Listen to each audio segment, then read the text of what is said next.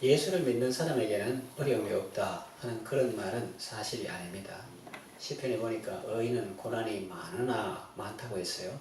그러나 여호와께서 그 모든 고난에서 건져주신다고 했습니다. 사도 바울도 밀러의 에베소 교회 장로들을 초청해서 고별 설교할 때에 우리가 하나님 나라에 들어가려면 많은 고난을 겪어야 할 것이라 그렇게 했습니다. 그리스도인과 고난은 밀접한 관계가 있습니다. 너희 중에 고난당하는 자가 있느냐 이렇게 말씀하십니다.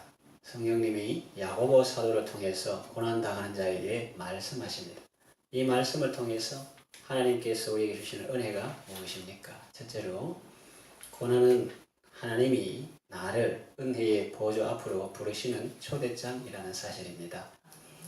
우리가 이 세상을 살다 보면 즐거운 일도 있지만 고난을 만날 때도 많이 있습니다. 경제적으로 궁핍한 환경에 처할 때도 있습니다. 몸이 병들고 아파서 고생할 때도 있습니다. 마음이 쓰리고 아플 때도 있습니다. 인간관계가 어려워서 지옥 같은 삶을 살 때도 있습니다. 자식이 속을 썩이고 가족 간에 서로 대화가 되지 않아서 어려움을 당할 때도 있습니다. 사람들은 본능적으로 고난을 싫어합니다. 고난을 회피하고 고난 앞에서 원망합니다. 그러나 하나님은 고난을 통해서도 우리에게 은혜와 유익을 능히 주실 수 있는 우리의 아버지십니다.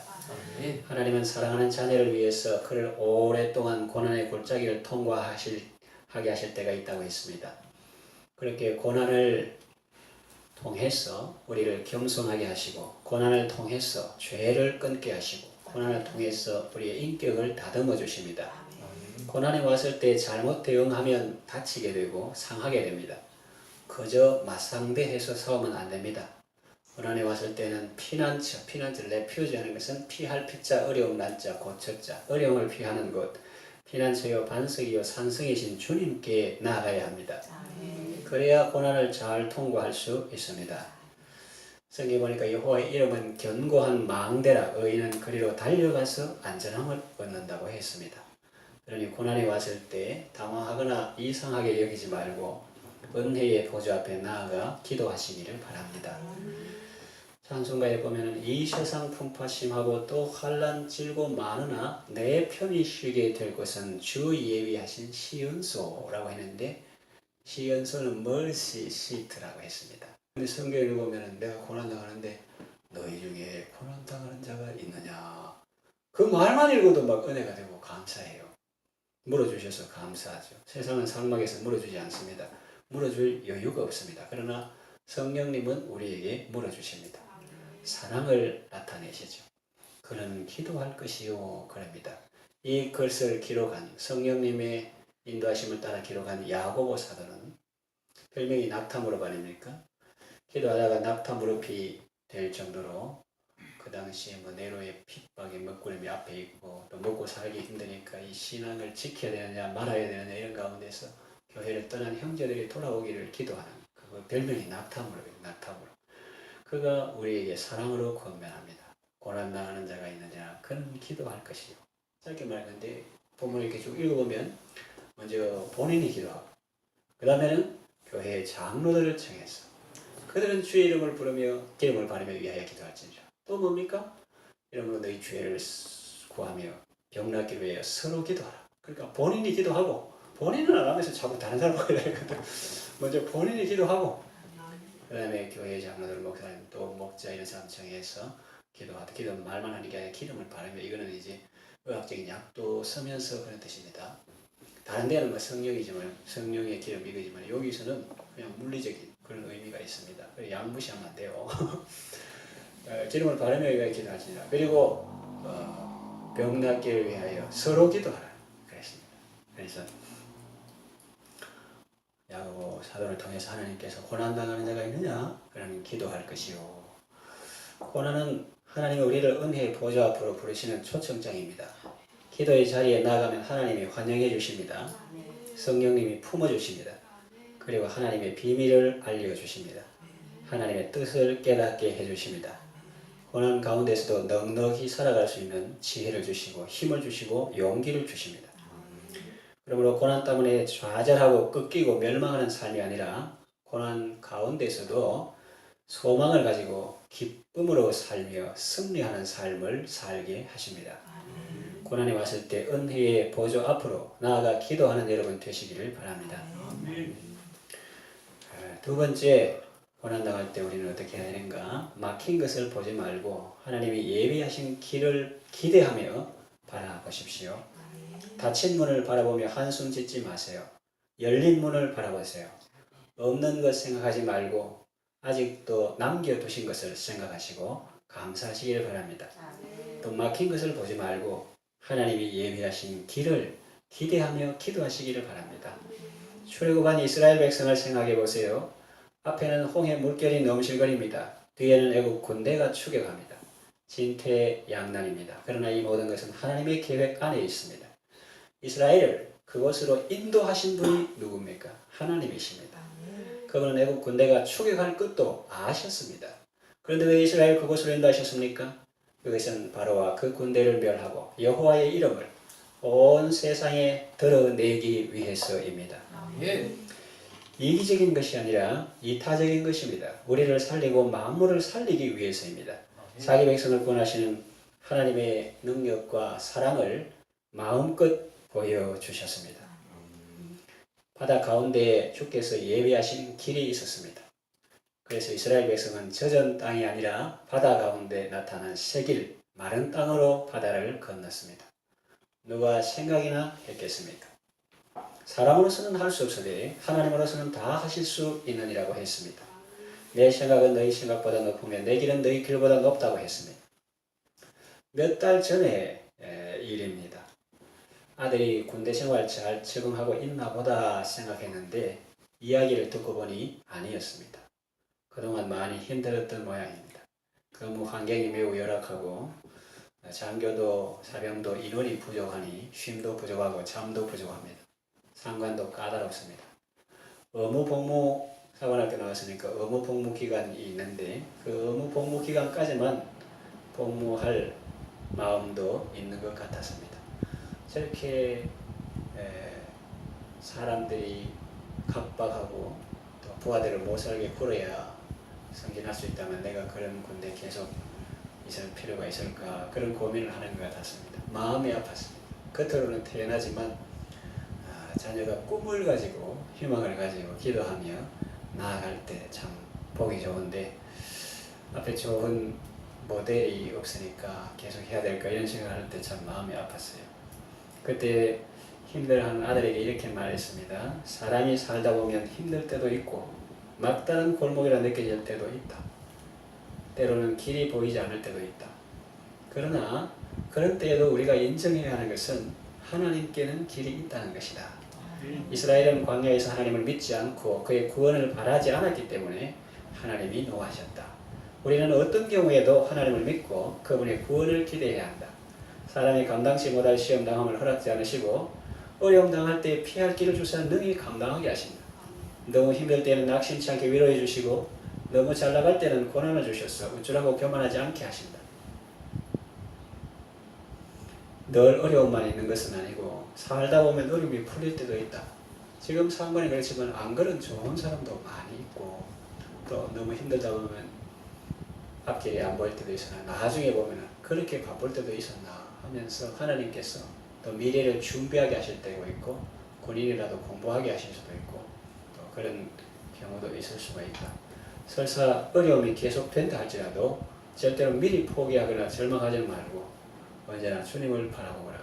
이렇게 길게는 말하지 않았지만 젊은 사람들 길게 말하면 좋아하니까 이런 취지로 짧게 말했습니다. 며칠 후 가족 대화방에 아들의 카톡이 올라왔습니다. 요즘은 매일 기도의 응답을 체험하며 살고 있습니다. 기도해 주셔서 감사합니다. 그래서 고난당할 때 막힌 거 보지 말고 하나님의 예비하신 길을 기대하며 나아가시기를 바랍니다. 세 번째 우리가 기억할 것은 진정한 성공은 하나님과의 연합입니다. 제 개인적 가정 이야기를 해서 좀 안되십니다만 그래도 여러분이 잘 알고 계시니까 또 함께 기도하니까 이야기 쉽게 이해를 드는 건데 그래서 그 가족 톡방의 아들이 요즘은 매일 기도의 응답을 체험하며 살고 있습니다. 그동안 기도해 주셔서 감사합니다. 이 카톡을 보고 저는 답신했습니다. 요한 3서 4절 말씀을 기억했습니다. 내가 내 자녀들이 진리 안에서 행한다함을 듣는 것보다 더 큰 기쁜 일이 없도다. 그렇거든요. 이것은 사도 요한의 마음이요 또한 우리에게 향하신 하나님 아버지의 마음일 것입니다. 성도의 진정한 성공은 연봉 오르는 것이 아닙니다. 별 다는 것도 아닙니다. 언제나 주님과 동행하고 말씀 묵상하며 주께 물어받은 말씀으로 행하는 것입니다. 세상 어디 던져져도 그날 하루하루 매 순간 스스로 주님을 의지하고 살아가는 것입니다. 자녀에게 부모가 더 이상 이래라 저래라 하지 않아도 됩니다. 무엇을 공급해 주지 않아도 됩니다. 계속 사과를 공급해 주지 않아도 됩니다. 왜냐하면 자신이 이미 한 그루의 사과나무와 같기 때문입니다. 혹은 자신이 포도나무에 잘 연결된 가지와 같기 때문입니다. 만일 기독 장교가 신앙의 양심을 팔고 인맥 관리를 잘해서 별을 달았다 할지라도 그것은 성공이 아닙니다. 부하들을 사랑하지 않고 동료의 신의를 저버리고 상관에게 높은 점수를 받았다 할지라도 그것은 성공이 아닙니다. 또 기독 신혼인이 돈을 많이 벌었다 해도 말씀과 멀어지고 기도 생활을 하지 않고 있다면 그것 또한 위험한 것입니다. 진정한 성공은 하나님과의 연합입니다. 번영신학에 영향을 받은 간증들이 요즘에는 인기가 없습니다. 반응이 사늘합니다. 열심히 일해서 승진한 것은 좋은데 혼자서 5,000명분을 먹는 것이 뭐 그리 대단한 것이냐고 합니다. 오히려 본인 똑같이 보잘것없는 존재라도 주님 손에 올려져서 많은 사람을 살리고 세우는 구원의 도구로 쓰임받는 것이 진정한 성공이 아니겠습니까? 그러나 나는 주님으로부터 떨어지지 않으려고 했습니다. 그런데 세상은 네가 주님에게서 안 끊어지면 네 밥줄 끊어진다. 네 성진 뭐한다. 이 바닥에서 네 이름 모낸다. 그렇게 협박을 했지만 나는 주님에게서 끊어지지 않으려고 했습니다. 그러다가 많은 것들을 잃었습니다. 그래도 나는 주님 한 분만으로 만족하고 감사합니다. 이런 감정이 없을까요? 세상적으로 성공하고 승진하고 5,000명 분을 혼자서 독식하는 이런 일들을 자랑 삼아 말하는 간증들이 유명했던 이유가 무엇일까요? 그것은 잘못된 교훈 탓일 수도 있습니다. 금송아지가 하나님입니다. 번영이 하나님이고 성공이 하나님이라고 했기 때문에 사람들이 그것을 자랑하는 것 아니겠습니까? 믿음 불패, 믿음으로 반드시 이것만 있는 게 아니라 믿음 불패뿐만 아니라 연단의 법칙도 있다. 열매를 많이 맺는 가지는 더 맺게 하여 저를 깨끗하게 하시느니라. 저 인간은 저렇게 죄를 지어도 잘 사는데 나는 이렇게 왜 잘 안 되고 그런 말 하면 안 됩니다. 퀴즈 낼까요? 퀴즈. 여러분 어느 걸 선택할까 생각해 보십시오. 1번 죄지도 잘 먹고 살찜으로 눈이 솟아나고 재산을 더하는 거 1번. 1번. 2번 신명기 28장처럼 순종하면 복받고 들어가도 복받고 나가도 복받고 우양과 짐승의 새끼가 복을 받고 떡반죽 그릇이 복을 받고 불순종하면 저주받는 거. 2번. 3번 시편 73편의 아삽의 시와 같이 아침마다 직책을 당하며 종일장을 당하고 도살할 양같이 여김을 받는, 쉽게 풀어서 말하면 죄지을 생각만 해도 하나님이 간섭하시는. 이 1번, 2번, 3번 중에 누가 제일 좋습니까? 3번. 와 정말 훌륭하네요. 이 건강한 믿음이. 그러니까 그 말하면 안 된대요. 저 인간은 죄지을 잘했는데 그건 불쌍하니까 금생에서 자기 분깃을 받은 세상 사람을 부러워하지 말라 했습니다. 끝입니다. 끝. 이게 70여 광년 긴 것 같아도 경각간에 음부에 내려간다는데 밤의 한 경정 같다고 했어요. 한 경도 아니고 2경, 3경 캔데 경정하는 건 뭐냐면 2경에서 3경으로 넘어가는 그 찰나 그 순간 인생이 밤의 한 경점 같은 건데 거기에서 뭐 울고 붓고 금생에서 자기 번깃을 받은 세상 사람에게서 나를 구원하셔서 그러잖아요. 손에 있는 부귀보다 주를 더 사랑하시길 바랍니다. 이슬 같은 생명보다 주를 더 사랑하시길 바랍니다. 사랑의 빛 잃어가면 주님 만날 수 없어요. 근심 걱정 많은 자는 사랑할 수도 없어요. 그러니까 또 가시밭에 떨어진 시와 같잖아요.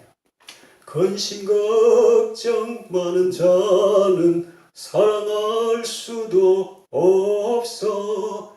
잠시 머물 이 세상은 영원한 곳 아니니 주를 만날 준비함이 금보다도 귀하다. 또 뭡니까? 주를 찬양하는 마음 금보다도 귀하다. 지금만 보면 헷갈릴 수 있습니다. 그러나 주님 앞에서 생각하고 주님 앞에 설 날을 생각하면 명확해집니다. 진정한 성공은 주님과 연합하는 것입니다. 주님의 사랑 안에 거하는 것입니다. 많은 재물보다 명예를 택할 것이요 은혜나 금보다 은총을 더욱 택할 것이니라고 했습니다. 형제를 사랑하는 것입니다. 채소를 먹으며 서로 사랑하는 것이 고기를 먹으며 서로 싸우는 것보다 낫다고 했습니다. 말씀을 마무리합니다. 주님은 언제나 우리를 거느리십니다. 평안할 때도 거느리시지만 풍파 중에서도 거느리십니다. 하나님은 우리가 평안할 때뿐만 아니라 오늘 본 말씀과 같이 고난당할 때도 많은 은혜와 유익을 능히 주실 수 있는 사랑과 능력이 무한하신 우리의 아버지십니다. 그러나 여러분 환경을 바라보며 낙심하지 말고 언제나 여러분과 함께 하시는 주님을 바라보고 승리하는 삶을 살아가시기를 바랍니다.